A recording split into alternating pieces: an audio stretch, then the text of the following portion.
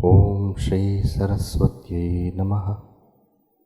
Om Shri Gurubhyo Namaha. You may be surprised if I say that we are all in great debt. Each one of us. Actually, we have not taken anything from anyone for a debt. You know, there is something called as debt and to be indebted. We are all indebted. Okay? And we are born with that. So in Sanskrit we use the word runa. Runa means debt.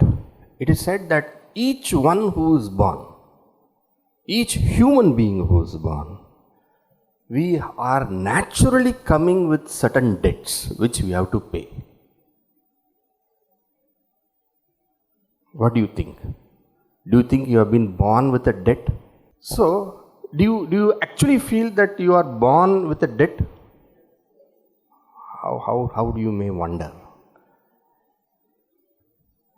They say that the Shastras say we are born with 5 debts. We have to pay our debt to 5 categories. See, even before we are born, we have been taken care and nourished from within, right?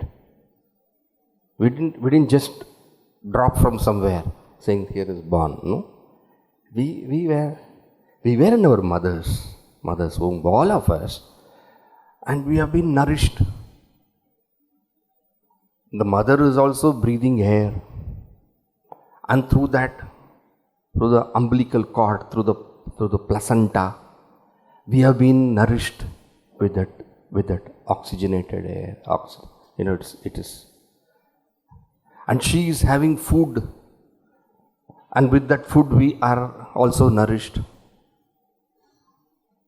Even now when we are sitting here, see, this body that we have, this body we did not manufacture. You may say, my mother and father manufactured. But let me ask you a little more deeply. Mother and father did not manufacture just like that. They say the body that we have is the dust of the stars. Have you heard something? The stars. See, we are eating a tomato or we are eating a potato or whatever food we are eating, that food material, where does it come from? So it comes from the earth, right? But earth itself, yes, the calcium, the carbon, the phosphorus, nitrogen, whatever we require for the body, the vegetables and whatever food we eat, it gives us. But what about the whole earth itself? How did the earth come about? Please think little carefully. We are standing in the earth, we are living in the earth, which earth we did not create. It was there for us. The bodies that we have came from our parents, and the parents themselves, they did not create anything. This whole earth that we have, where we are all inhabiting, we are all denizens of this, we are all inhabiting this earth itself is created. Many stars. It is said that our sun exploded, expanded, exploded, and then you have the earth. The sun is only one star. And the stars go after this implosion, have this implosion, explosion. And then it has been created again and again and again. How many times? Creation and expansion of this cosmos. That this very earth that we stand, we have not created. We are indebted to have this house, this pale blue mosaic. When you look from the far, from the heights, it's just a plain, it's a pale blue spot. There's one beautiful photo of the Voyager. The Voyager, as it left the solar system, from there it took a photograph of this Earth. And then you find it as a pale blue dot. This beautiful Earth. This beautiful Earth itself is made from the stars. Now water, when I want to drink water, I'll just open this and drink the water. This water I have not created. This air I am breathing. This air also I have not created. All is available free. And just because it is free, we don't care.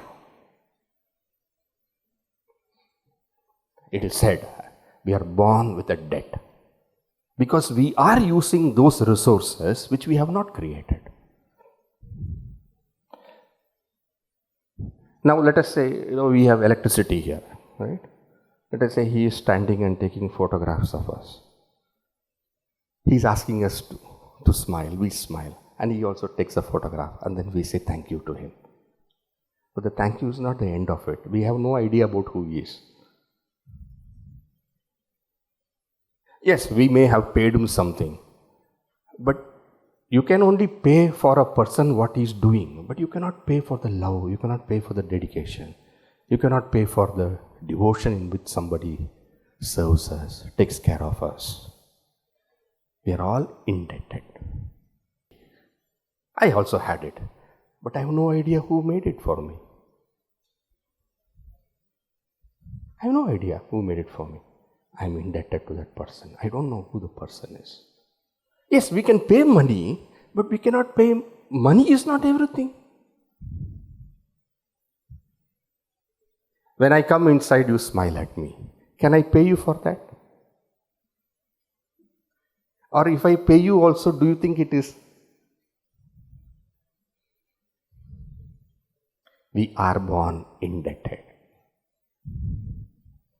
The Shastras say, please think about it. Don't just say because I say Shastra it is correct, or don't just say because it is Shastra it is wrong. That both of them is a superstition. To say right is also just like that is a superstition. To say wrong is also a matter of blind belief. The Shastras say that we have got 5 debts to pay. Let me use the Sanskrit words for you. One is called Deva runa, the debt to the gods. Deva. Okay? You'll understand it better as I explain. Huh? Debt to the god. Deva runa. Okay, let me just explain. One by one we'll go. Now 5 I said. First is Deva runa, right? We say Vayu Devta. So you have a debt. You are born Vayu Devta. So we have this concept of Vayu being Devta. Jala, water being Devta, Jala Devata, Varuna Devata. We have the concept of the rivers, Nadi Devata. We have the concept of the forest, Vana Devata.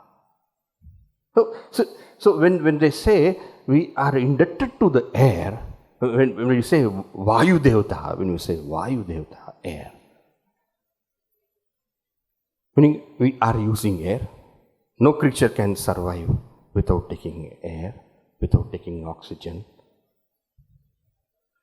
So, aren't we responsible for taking care of Vayu Devata? We are using it. We are using.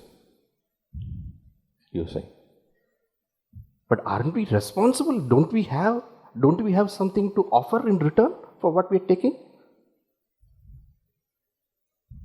Yes, I can offer. Create more carbon dioxide. That is the way you can offer back to Vayu Devata. Greenhouse effects.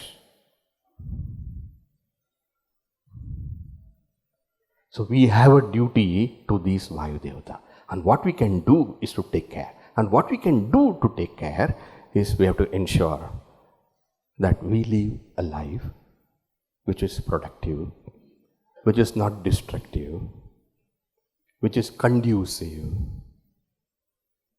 And then we are taking care of Vayu Devata.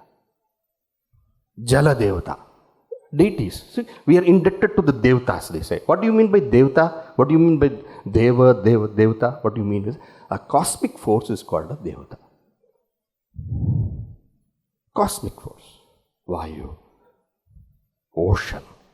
Sagara Devata.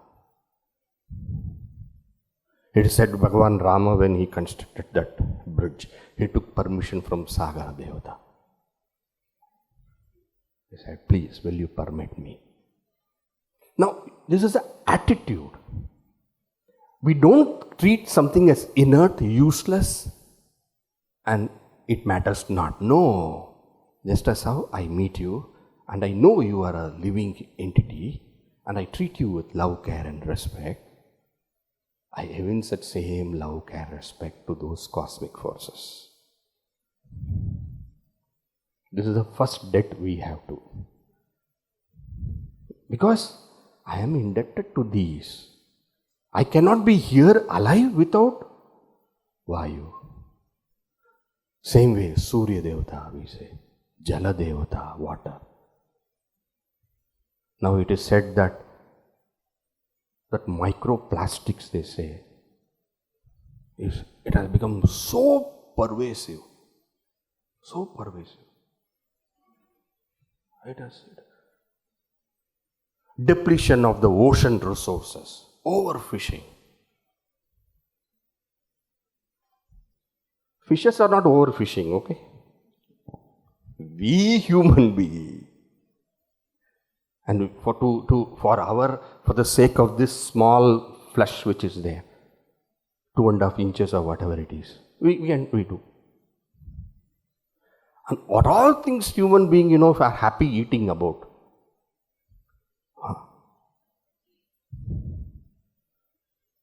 Some creature which is very rare, go and hunt it. Poor thing. For the taste, for the palate. Just.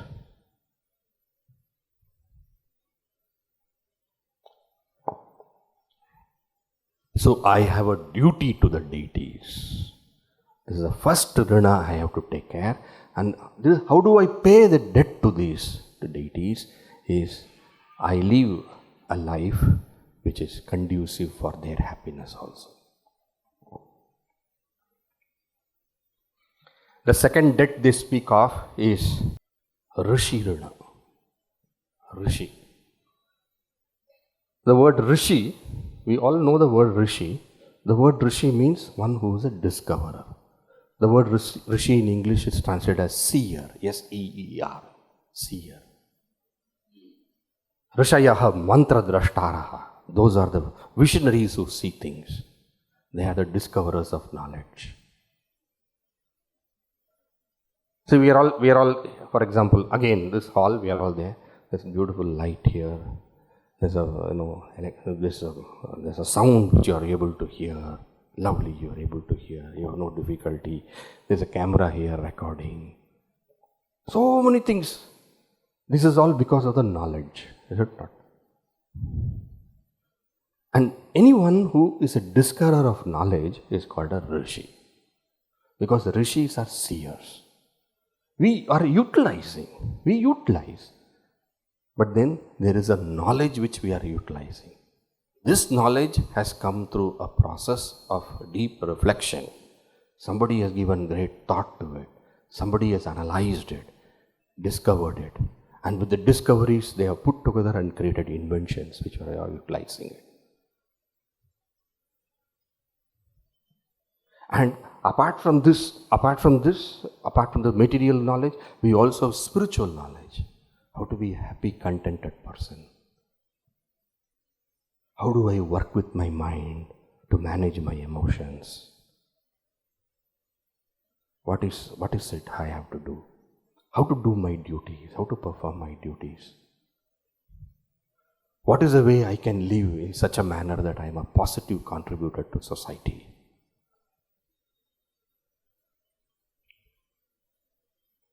As I grow old, I get a cataract.